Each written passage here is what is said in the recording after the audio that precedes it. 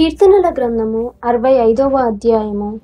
దేవా, సియోనులో మౌనముగా నుండుట నీకు స్తుతి చెల్లించుటై, నీకు మొక్కుబడి చెల్లింపవలసి ఉన్నది.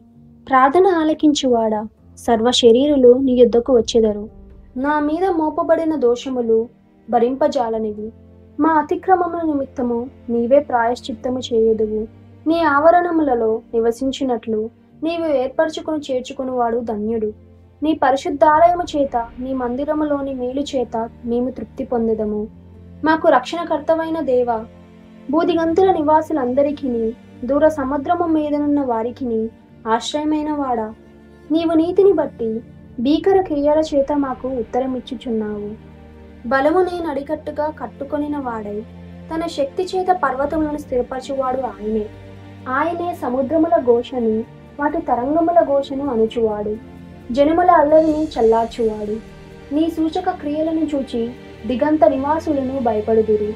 ఉదయ సాయంత్రముల ఉత్పత్తులను నీవు సంతోషభరితములుగా చేయుచున్నావు. నీవు భూమిని దర్శించి దాన్ని తడుపుచున్నావు. దానికి మహాదైశ్వర్యమును కలగజేయుచున్నావు. దేవుని నది నీళ్లతో నిండి ఉన్నది. నీవు భూమిని అట్లు స్థిరపరిచిన తరువాత వారికి ధాన్యము దయచేయుచున్నావు. దాని దిక్కులను విస్తారమైన నీళ్లతో తడిపి దాని గనిమలను చదును చేయుచున్నావు. వాన జల్లు చేత దానిని పదును చేయుచున్నావు. అది మొలకెత్తగా నీవు దానిని ఆశీర్వదించుచున్నావు. సంవత్సరమును నీ దయా కిరీటము ధరింపజేసి ఉన్నావు. నీ జాడలు సారము వెదజల్లుచున్నవి. అడవి బీడులు సారము చిలకరించుచున్నవి. కొండలు ఆనందమును నడికట్టుగా ధరించుకొని ఉన్నవి.